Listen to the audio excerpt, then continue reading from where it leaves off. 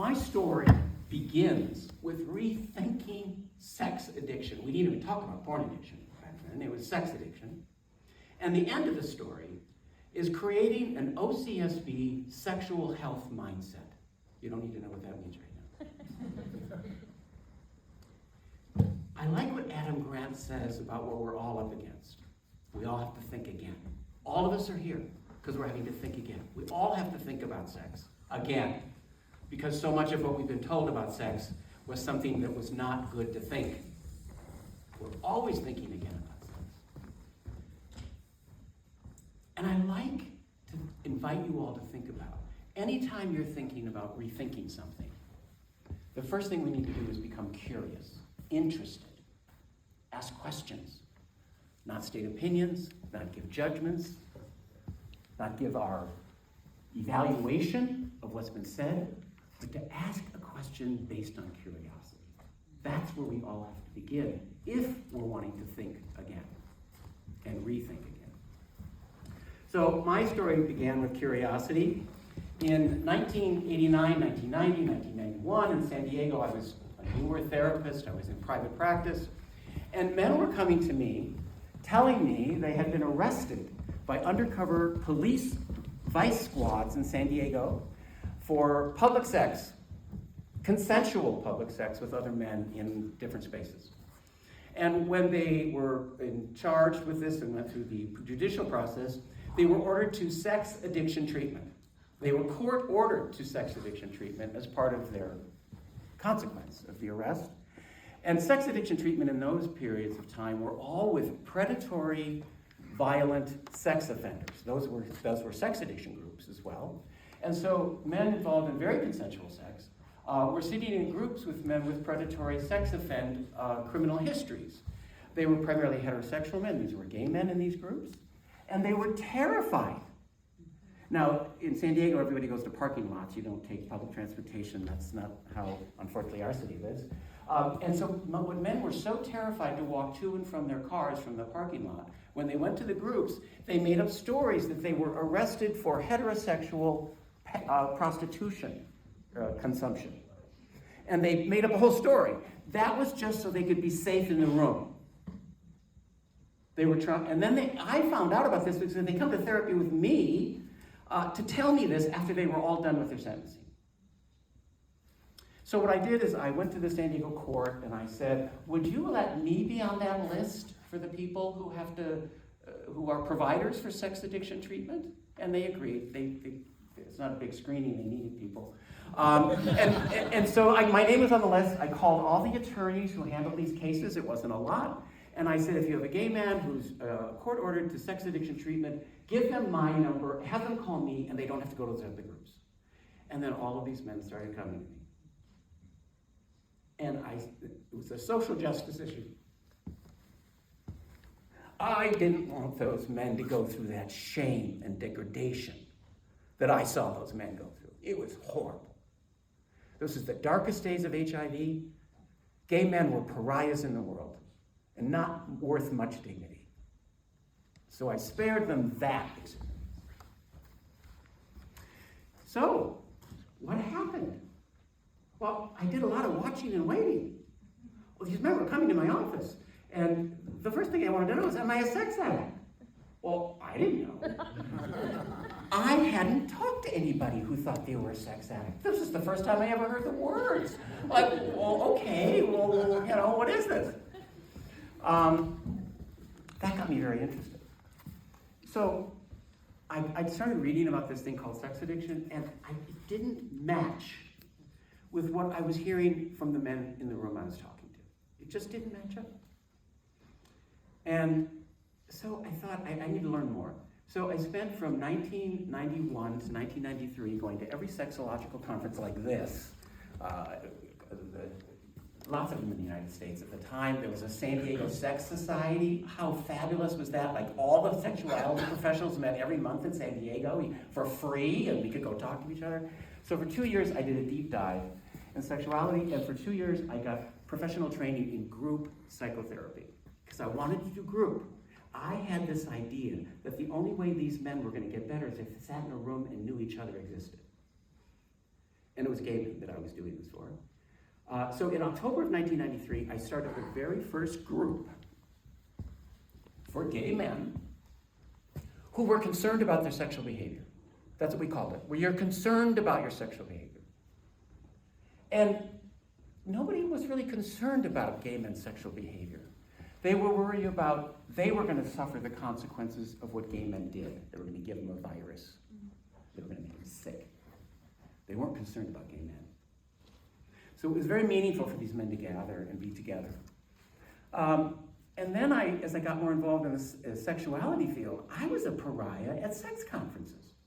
Believe it or not, I was working with these men that they thought I was treating sex addiction. And sex addiction was like kryptonite in the sexological field in the 90s. I mean, if you identified yourself as a sex addict therapist in a sex therapy conference, nobody would talk to you.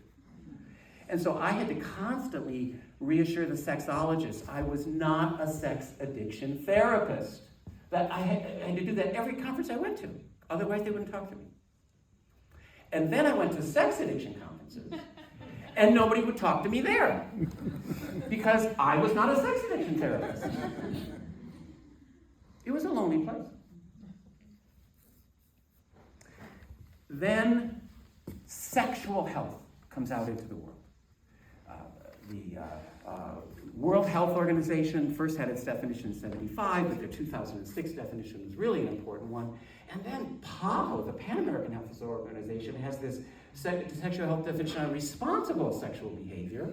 And then the U.S. Surgeon General comes out in 2001, and it just so happens one of my key mentors in my life, Dr. Eli Coleman, was the ghostwriter for the U.S. Surgeon General's report. So Eli's calling me, like, for all the times before this report comes out. Oh, we're doing this, we're writing this stuff. What do you think about this paragraph, Doug? You know, so I'm kind of fun to be like in the conversation. But I found a thread in these sexual health policy statements.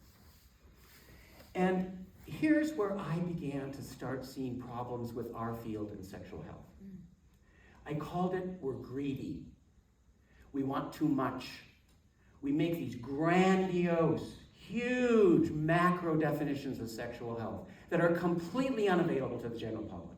They look at them bleary-eyed and like, what in the world are you talking about? And yet we're trying to improve the sexual health of the general public. And we write things that the general public doesn't understand. So what are we doing?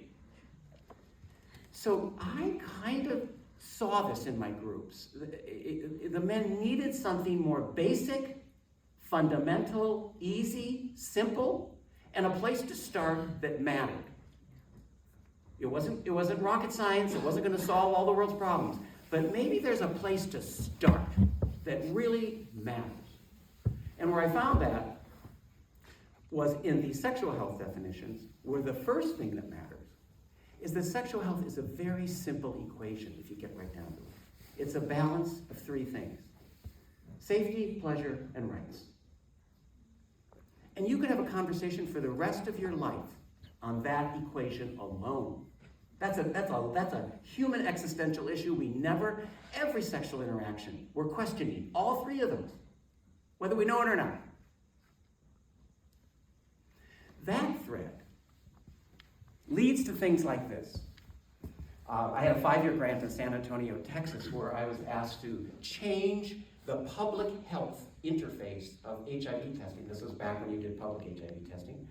And change the HIV testing experience from a public health encounter. You know, all those scary posters on the walls, everything's metal, everything's sterile, it looks like you're going for surgery, but you're actually just going for an HIV test, and everybody's dressed like you're, a medical subject.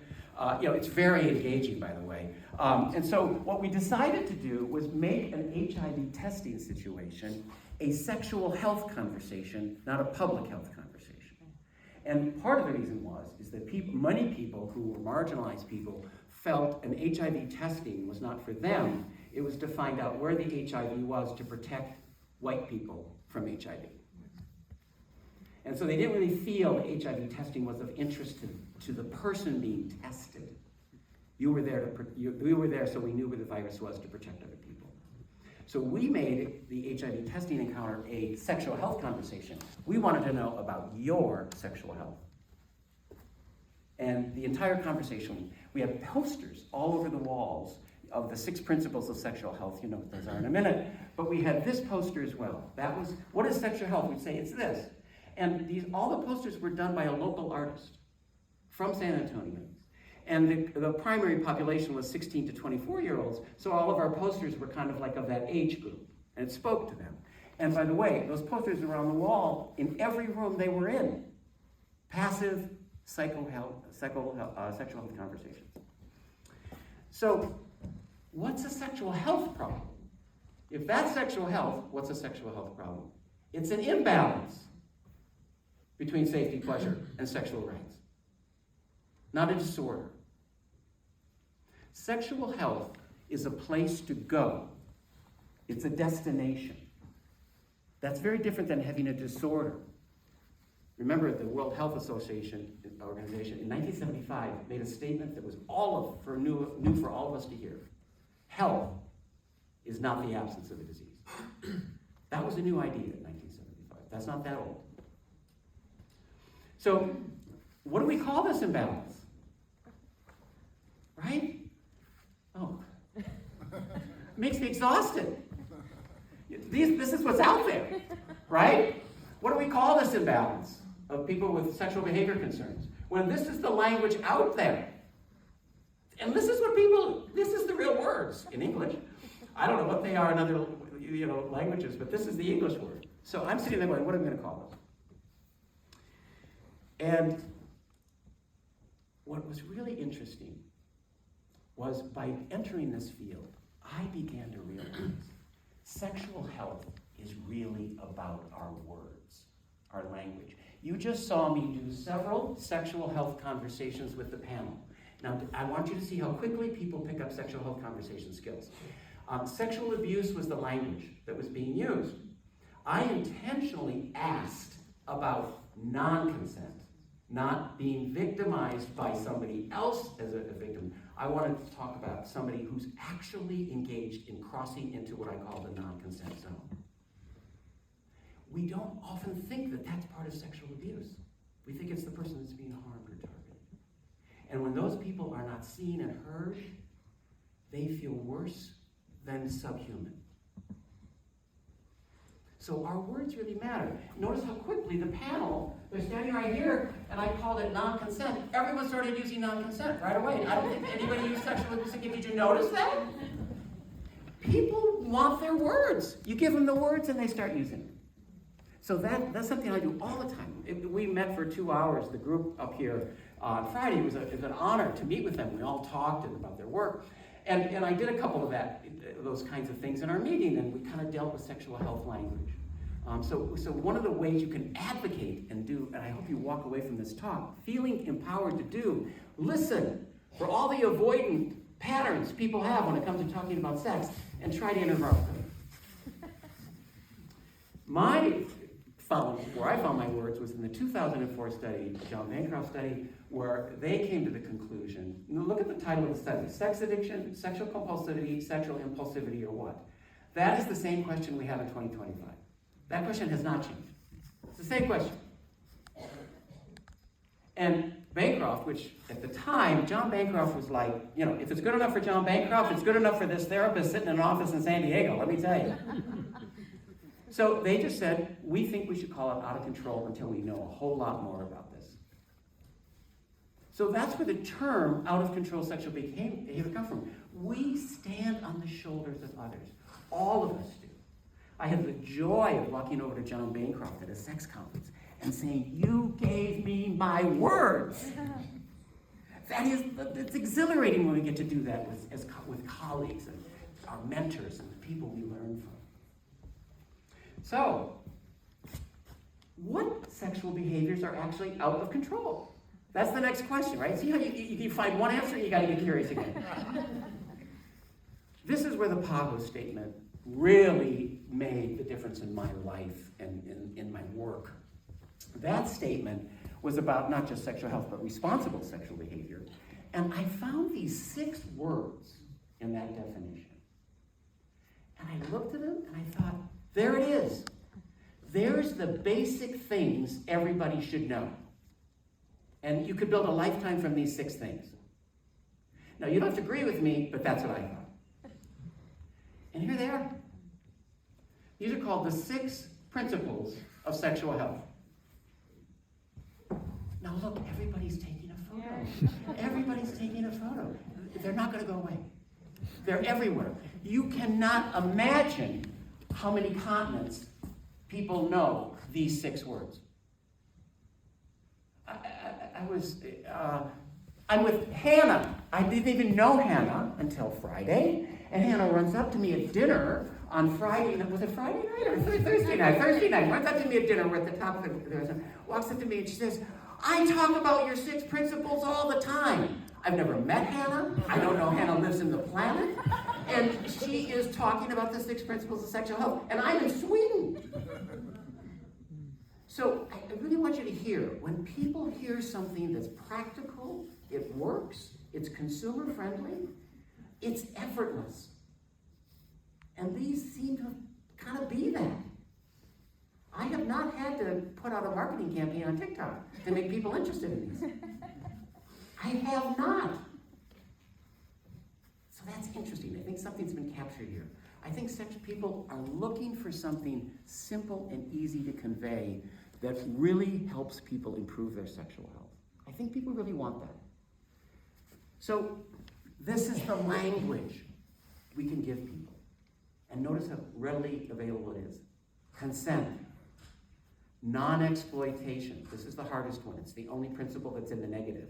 There is no other way to talk about it than it's not there.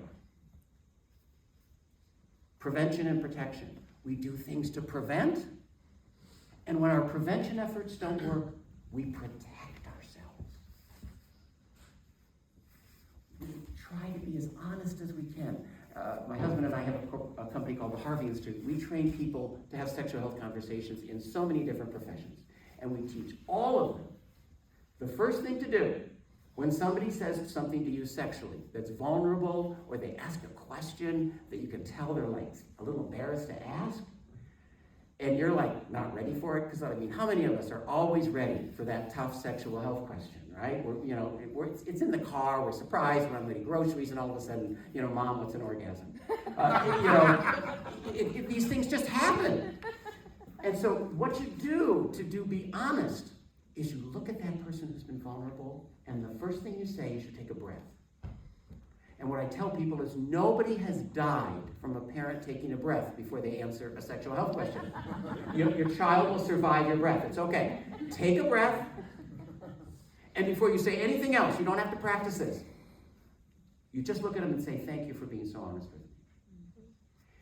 A teenager will never expect that you are appreciative of them for asking a sexual health question. They're only going to be worried that they're making you uncomfortable. Thank them. Shared values. Sex is so much about values. Adolescents, adults love talking about all the values around sex, what it means. So much of the research we've seen here is just, what does sex mean? What are my values? Are my values similar to other people? And pleasure and mutual pleasure. I gave a plenary at the American Association of Sex Educators, Counselors, and Therapists, ASEC. It's a certifying body in the United States. It's their 50th anniversary. We're in Las Vegas, Nevada. It's like 800 people at a luncheon. And I'm giving the plenary for the luncheon. And I went through their whole program. This was in 2018. I went through the whole program of my National Association and certifying body. The word pleasure was not in the program once. Not once. And they were shocked when I told them this from the podium. I said, if in 5 years I come back here, and that's the way these programs look, we have a big problem. A big problem. It was so under the radar, they didn't see it. Unless you include pleasure when you're talking about sex, you are not having a sexual health conversation. Because sexual health is the balance between safety and pleasure. pleasure has to somehow always be there. So I work with men with out-of-control sexual behavior. One of the things that always shocked them is they're supposed to come to group and talk about if they cross the boundary in their sexual health plan. That's the agreement. Now, men don't keep this agreement, because if they kept the agreement, they wouldn't need to be in group therapy for out-of-control sexual behavior, because they don't keep agreements. So you come to group, and this is the agreement. They're supposed to come and talk about crossing a boundary, and they'll come to group for 3 or 4 weeks and not be honest. And then eventually they get honest in the group. And they'll say, I crossed a boundary in my sexual health plan. And one of the first things we used to try to do is to say, what was the most pleasurable thing you did? And they, like, I'm not supposed to talk about pleasure, I did a bad thing. Well, why do you think they did it? They didn't do it because they wanted to suffer from a consequence. They did it for pleasure. Some kind, I don't know what. The pleasure of escape from their existential angst. The pleasure of escaping their loneliness. Or the pleasure of having an orgasm they only know how to have it a certain way, and no person they love will ever let them have an orgasm that way. I don't know. But boy, when you asked them about the pleasure, they got honest. When you didn't talk about the pleasure, they weren't so open. So these are the 6 principles of sexual health. So now I have this idea, the men I'm working with, balance, safety, and pleasure, sexual rights, and their vision of sexual health, what we worked on. The only thing I asked them to do in therapy was, will you agree to be in therapy and aspire to align your sexual life with these 6 principles of sexual health? That's the only thing we ask you to do in OCSB therapy, other than keep agreements. That was it. But we didn't know what to call it. Well, we didn't know what to call it. I'm sorry. We didn't know how to define it. There's nothing like writing a book that makes you have to define what you're talking about. Believe it or not, I had never done a definition of OCSB. I just called it that because John Bancroft thought that was a good thing to say. So Michael Vigorito and I, we came to work together, and we decided to write a book together. And literally, we're sitting there putting our books together, and we thought, we got to write a definition. So this is what we came up with. That's really where it came from. OCSB is a sexual health problem, not a disorder, not a worry, not a pathology, not a diagnosis. It is a sexual health problem. That means OCSB is about somebody having their pleasure and safety and sexual rights relationship way out of balance. And the way that it's out of balance is they're crossing one or more, or maybe all, of those 6 principles of sexual health. And that's what we ask men to understand. Now, why am I saying men? Because the only people I worked with for 30 years in this population were cis-identified men of all sexual orientation. I got a lot of, all of the professionals were saying, well, why aren't you working with women? I'd say, well, you can do that. I decided to work with men. Go create a program and do it, because I'm not stopping you. There's only so much I can do. And the trans community was something that I did not feel prepared to address.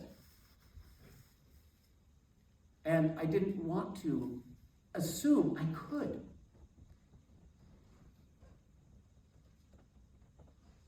When I started this work in 1993, what we know about the trans community as a profession was like nothing. We knew nothing.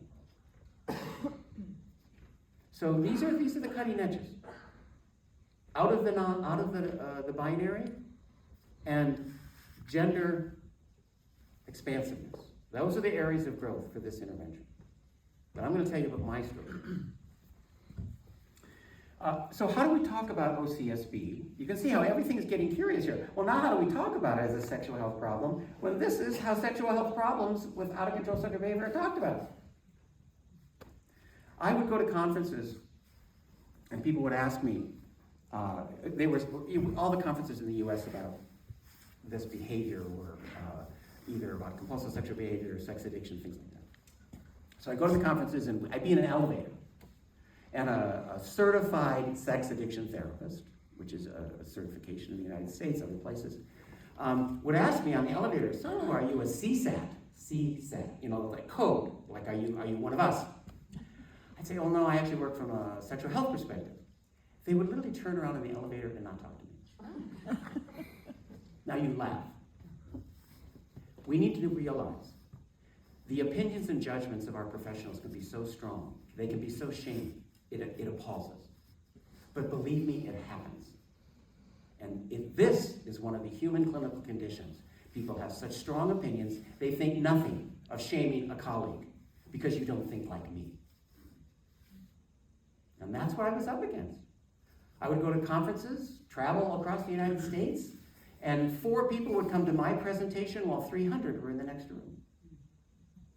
But I was glad those 4 were there. And then there were 6. And then there were 10. One time I was at an ASEC conference, and one of the leaders in the sex addiction field was over sitting in a chair all by himself. And I walked up over and I introduced myself to him. And I said, can we go to lunch? Can we just talk? And we did. That led to me doing a 2-day training at one of the most influential sex addiction treatment centers in the United States. Because I went up and said, let's talk.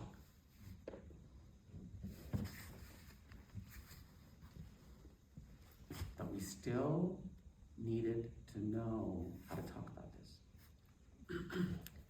So I call them sexual health conversations. How we talk about this is, we're gonna have a sexual health conversation. And a sexual health conversation is 3 things. We talk about how sex is a balance between safety, pleasure, and sexual rights. We talk about the 6 principles of sexual health. And we use sexual health conversation skills. Now you're going to get to know what that is in a minute. That's it. A sexual health conversation is around those 3 things. Now you can talk about anything else you want. It's great. But a sexual health conversation has, at some point, puts those things in. So, but before we can do any change of any behavior, especially feeling out of control, we have to recognize all the ways people avoid these conversations. If you work from a motivational interviewing perspective, we have to understand what people are doing and why they like doing it first, before they're interested in possibly considering change. So why are you avoiding talking about sex in all these situations?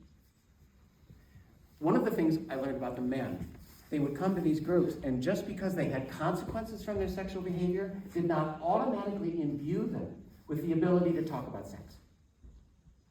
It was so interesting.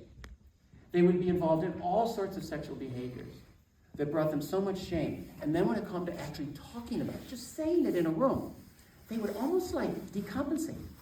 It was so anxiety producing to actually just say the words. Words matter. People feel in their body when we use the right language. It's somatic. That's why language is so important to us. It can change how we feel in our body. The right words.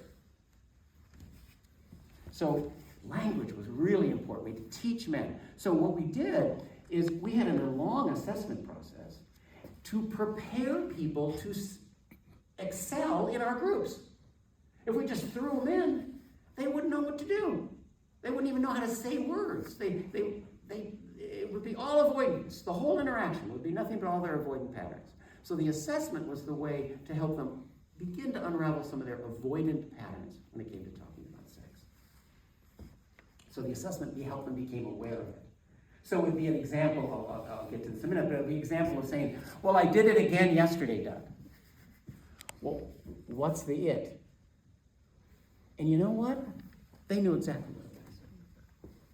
Nobody struggles when you ask them about, what did you mean?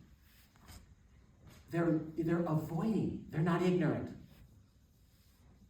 They just need to be asked by a person who knows how to suspend their judgment. So, sometimes when you're having sexual health conversations, the biggest thing is we're unprepared for what we're going to hear. I'm not going to ask the panel, but I did not tell them. The first question I was going to ask them was, tell me about the non-consenters you're identifying in your treatment population. And I did that intentionally, because non-consent is one of the topics that's brought up that almost every therapist is terrified is going to be brought up. They don't even want to know They might have somebody who's engaged in non-consensual sex sitting in their office. What do? I do consultation with therapists all over the country. Every month I have 6 groups and I consult with people individually. I talk to like 60 or 70 therapists a month. And the biggest dilemma these are very experienced therapists. They're all certified sex therapists. But man, if you get somebody in their office that's engaged in non-consensual behavior, it is tough for them. They don't know what to do, and they feel embarrassed by it. They feel ashamed of feeling so overwhelmed by it. So these unexpected conversations can be something that we have to work with in consultation and supervision. So a couple of things about avoiding patterns. These are the languages I worked with men and therapists, both. Watch for the word acting out. That is the most avoidant term in this particular kind of human sexual behavior that I call out-of-control sexual behavior. Everybody uses acting out. I acted out yesterday. I acted out again. And they think because they said acted out, they've done a really good job of describing what they did. They really do. They think, well, I said it, I did it. I mean, okay, now we can move on. I told you I acted out. That's an avoidance strategy.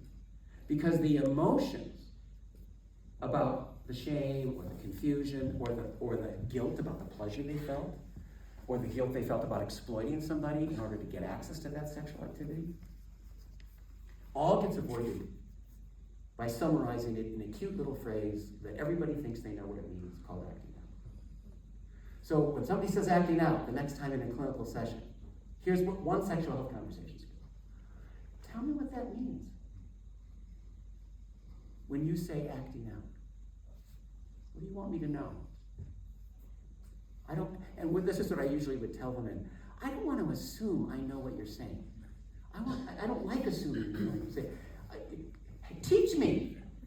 Teach me what you're wanting me to know. Because it doesn't feel good that I have to make up a story in my head what you mean.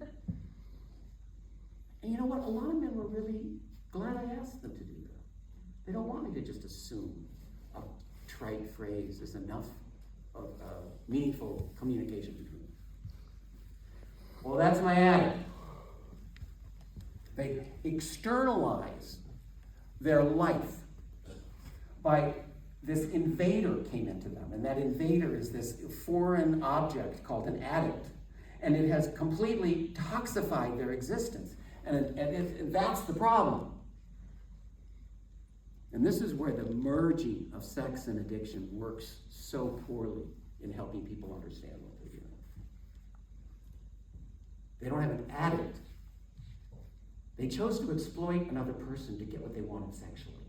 That's probably what they do. That's the most common sexual health principle people break in this human behavior, is they use a unilateral process of decision making. I decided I'm going to have an affair.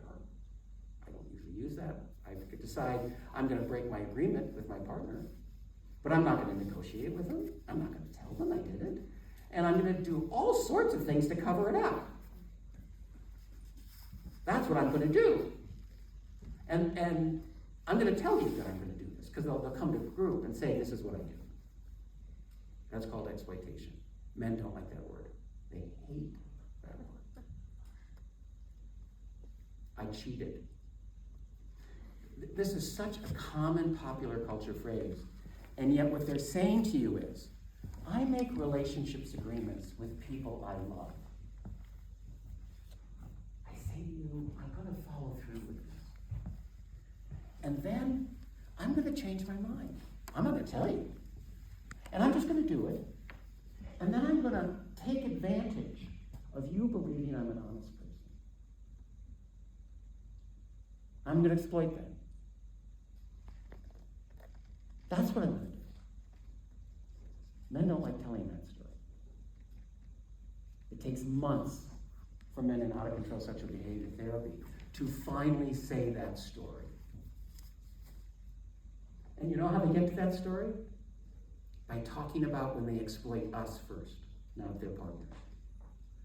They come to group 20 minutes late and make up a story. Rather than saying what really happened. So you deal with these exploitive habits in the clinical room first, before the bigger exploitive habits of what they're doing with the people they love. Because they don't understand exploitation. We live in an exploitive, illiterate world. Watch out for those pronouns. I keep doing this. Well, what's that? I never thought about it like that before. You know, this is one of the things people will tell me when, like, an insight comes into the room, or something they feel really proud about learning. They say, well, I never thought about it like that. And what I say to them is, well, what did you think? And don't put in my words. Make them yours. Don't let clients just parrot your words. Use your words. Something happened in your body. You got excited. You felt something it inspired you. You had a thought. You know, slow down. Find your words. Struggle. But don't just parrot what I say. These are called the skills for building a sexual health conversation. And it happens in the clinical room.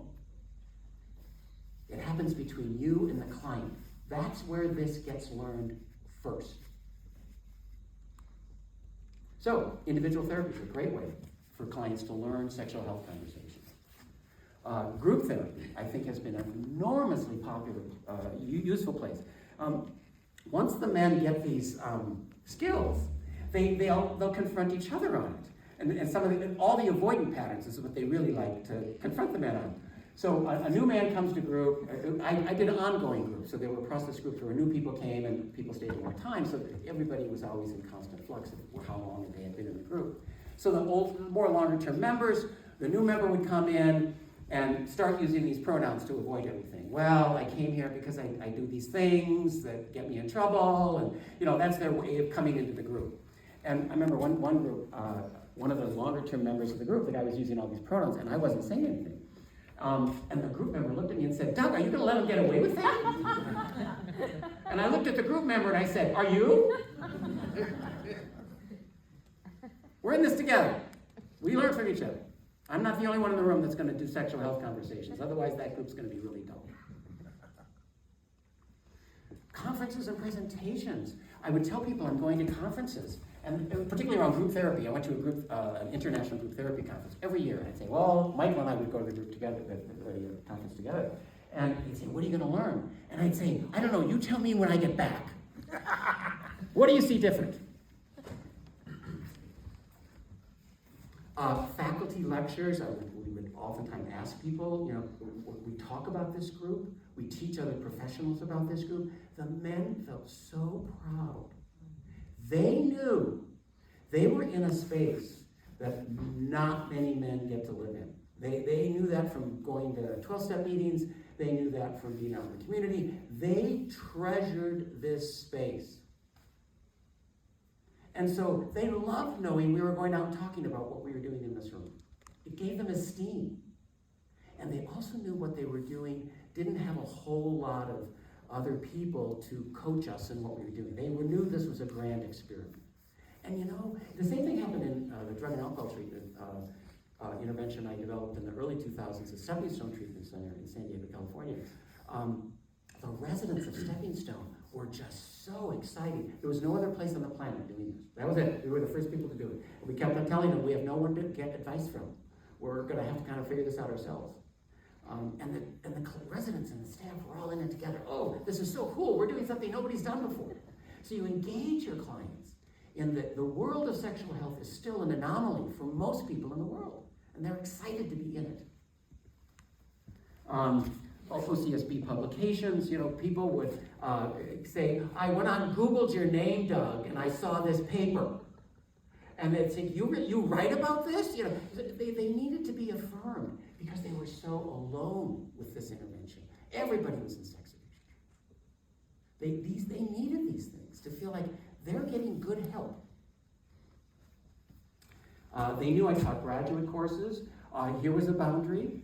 With press and graduate courses or anything like that, I never once, ever asked a patient to be part of those activities. If a newspaper or media called me, I'd say, I don't volunteer my patients for any media. That's exploiting them. And I'm trying to teach them about exploitation. So, if you're interested in what I've been saying here, if this is curious to you, these are 3 resources available to you. The Pink Therapy, Dominic was very generous to me. I presented in London early when the book came out, and Dominic encouraged me to create a course through Pink Therapy that people can take that goes through the entire model of OCSB treatment. From screening to assessment, we have what's called a pathway model. It's not a clinically specific psychotherapy method. It's a series of clinical steps of screening, assessment, treatment planning, vision of sexual health, individual group therapy, ancillary treatments, assessing if vulnerable factors are going to interfere with treatment, such as violence, medical problems, substance use issues, and I'm tired and I'm missing the 4th one. But there's 4, trust me, mental health, there it came. And then I did 2 other things during COVID. A sex therapist and I put together a podcast. They were Facebook live shows. They were completely live, improvisational, where we had 3 white, cis, married fathers, Mormon, LDS. And they all identified as porn addicts at one time in their life. And we all had a conversation, 1 hour, there's 25 hours of these conversations, there's 25 podcasts, each one helping these men find their sexual health through the lens of being enculturated in the LDS world and not having to see their relationship with sexual imagery as an addiction to porn, but actually their pursuit of balancing sexual safety and pleasure while ensuring their sexual rights. In a culture that shames and condemns them and takes away everything they believe in is important in their life. Forget engaging in everything. That's quite a bargain you put people in. This podcast in particular has had significant resonance in certain parts of the LDS and Mormon community in the United States. Many people have been watching this and kind of configuring how they understand their sexual health living as an LDS member or a former LDS member. And the last thing I did is, I was in graduate school and there was this thing called the Gloria tapes. I don't know, does anybody remember the Gloria tapes? I'm too old. Dominic does. See, Dominic and I are really old. The Gloria tapes were these black and white movies you watched in your graduate school program, and Fritz Perls, and I can't remember who. Carl Rogers. Carl Rogers, and there was another, very esteemed therapist, and they had the same patient, Gloria, and Gloria had an hour session with each of these amazing, world-renowned therapists, and then Gloria at the end said, "Okay, which therapist would you choose?" And she chose Fritz Perls. So that was the Gloria tapes. So this person, Rachel, in Modern Sex Therapy, decided she wanted to kind of create this experience. And Mark Schoen, who is in the United States and one of the most esteemed sexological filmmakers in the 70s and 80s and 90s, his films were everything. They put it together, and they asked me to be the first therapist to do this. And so we filmed 10 sessions of OCSB therapy. We did a screening, we did an assessment, several assessments. We did making a sexual health plan, and then we did several individual sessions. But my only agreement was that the person in these improv, they were completely unrehearsed. They would just turn the camera on a Zoom and did a session. I wanted it to be an actor. I did not want it to be a patient, or a person actually seeking mental health care.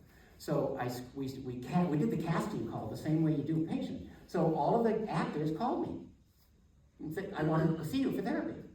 And then I could tell the actors that weren't going to cut it just by basing on a conversation. Then we had some that did pretty well, and then we did a casting call by having them do a screening interview with me for 15 minutes. And I knew who the person was in that screening interview. They nailed it. And how I cast the person was, do I feel like I do with my patients? Am I feeling the same as I would with any patient? That's how I cast that person. And they were great. So these are 10 tapes that are meant for training therapists. So there you go. If you're interested and curious, there's some things you can do. And there's lots of other things. There's tons of podcasts out there. There's lots of other people talking about OCSB. It's not just me. I don't have to be in the room anymore to learn about this model, which is really great. And so the last thing I want to talk to you about is, what do we call all of this? This is what I call it. The sexual health mindset. Mindsets are growth attitudes. Here's the sexual health mindset. You adopt sexual health as a destination for controlling behavior. You balance safety and pleasure with rights. You adopt the principles. You practice and learn sexual health conversations. You negotiate sexual relationship agreements. And you take responsibility for your vision of sexual health. This is who I want to be. It's all about them and who they want to be on the planet. What have I learned from the sexual health mindset? Just a couple of things. Our entire field suffers from premature evaluation. And there is help for this. We have to convince our patients mental health treatment cannot perform eroticectomies. They believe we can. You have to dissuade them of this and disappoint them very early, or they're going to wait for you to give them the eroticectomy. They will wait a long time for that eroticectomy if you don't tell them it's something we don't do. I had to see and trust that men were actually relieved to know there is a sexual health option. And here's what I learned with Al and I, my husband and I, doing the Harvey Institute trainings. When professionals learn about the 6 principles of sexual health, you know what they do first with it? They go home and talk with their families. They don't talk with their clients. Al and I did a conference in Huntsville, Alabama.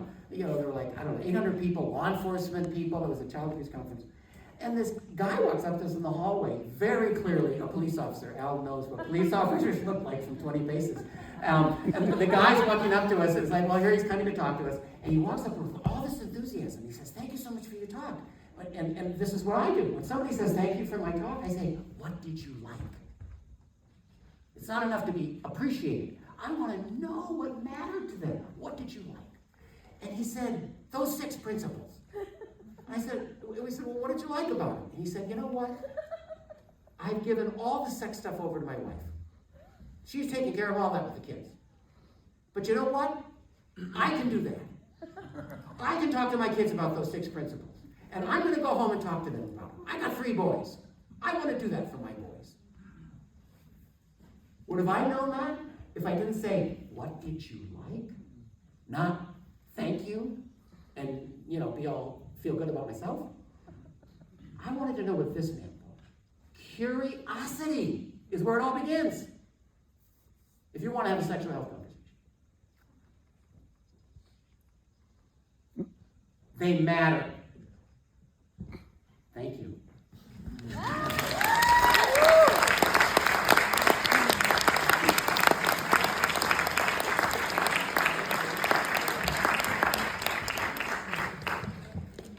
Thank you so much, Doug, for a very, very inspiring and really, really interesting and thought-provoking lecture here for us today. We actually do not have any question except one. There is one person just reflecting on that their clients are using or talking about themselves in third person when they are suffering from OCSB. SSB. Yeah. Do you know it? Tell me what you mean by suffering from the third person. Oh, no, not suffering from the third person, talking about themselves when they have suffering of OCSB. They're talking about themselves in third person. Oh, okay. What's an example of a sentence of talking about yourself in the third person? I don't want to assume I know what that is. I guess it's meant, if I allow myself to interpret this about like Jack is obsessed with sex. So if the client was talking to me, they'd say, well, you know, Doug crossed some boundaries last week. Yeah. Right? I guess. And I'd say, are you talking about you?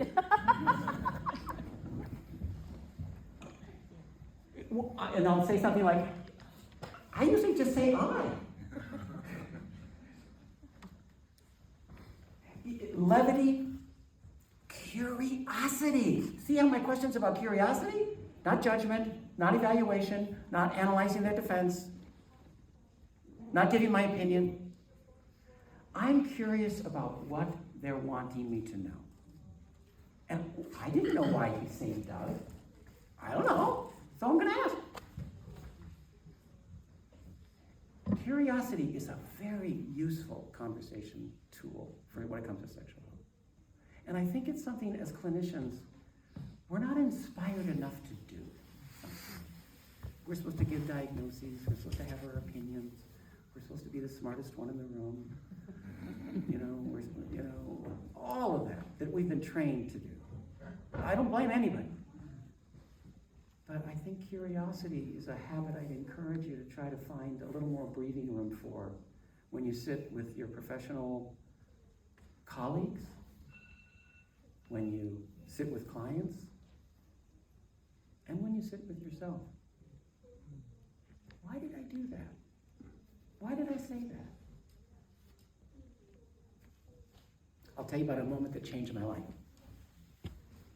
I did a training at a conference in San Francisco with a colleague of mine, and we were demonstrating group therapy. I was a therapist for maybe 10 years at this time. And I was learning group therapy. This colleague of mine, it was a gay and lesbian therapy conference on doing group therapy, or other things, but we were demonstrating group therapy with gay and lesbian clients. And at that time it was gay and lesbian. Yeah, what can I say? So we're doing the group. My husband Al's there, and Paul is the co-leader of the group. Paul's like a dear friend. My husband and I met at their home in 1987, so we're pretty close friends. And we after the training, we go to lunch, and three of us are there, and all of a sudden, Paul and Al are kind of looking at each other, and then Paul goes, "Can we say something to you?" They asked, and I said yes, and they both said to me, "I did not like you in that training. Who were you? I didn't like who you were." And I thought I was fabulous. I thought I did a great job. Thank God I have people who were honest with me, who love me, who want me to do better, who were surprised I wasn't who they thought I would be.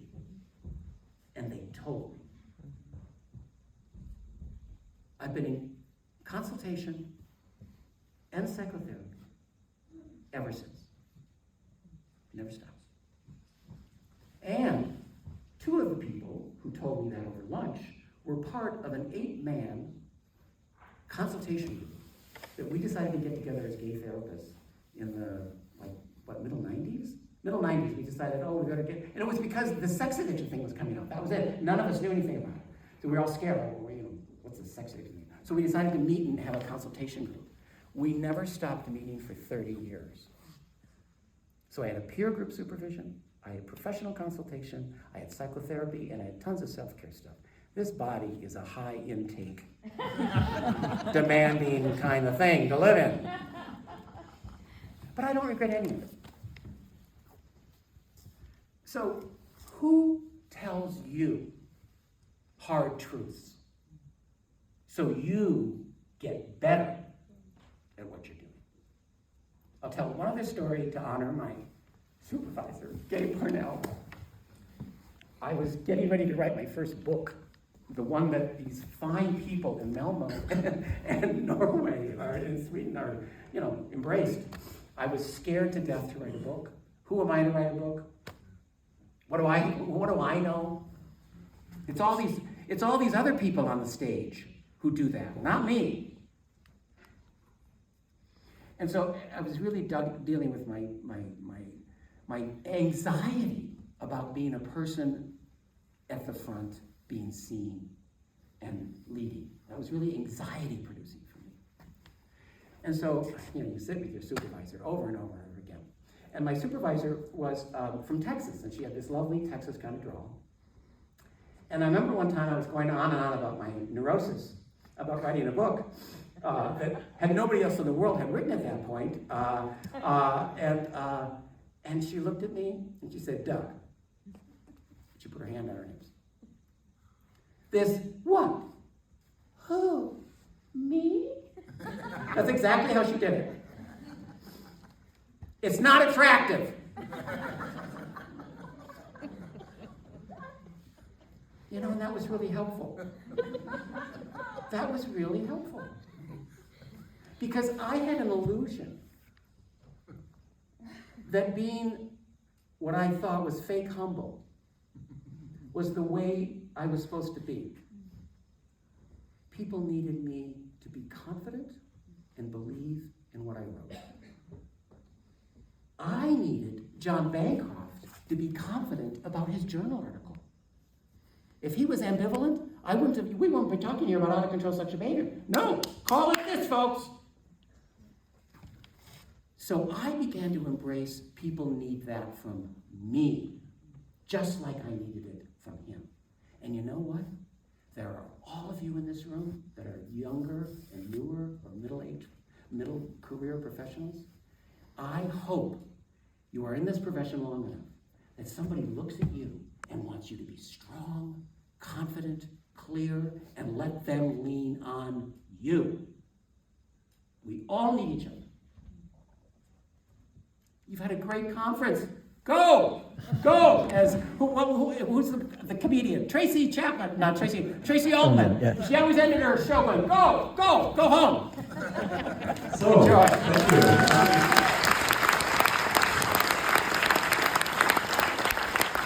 So, our President Hanna is making some closing remarks.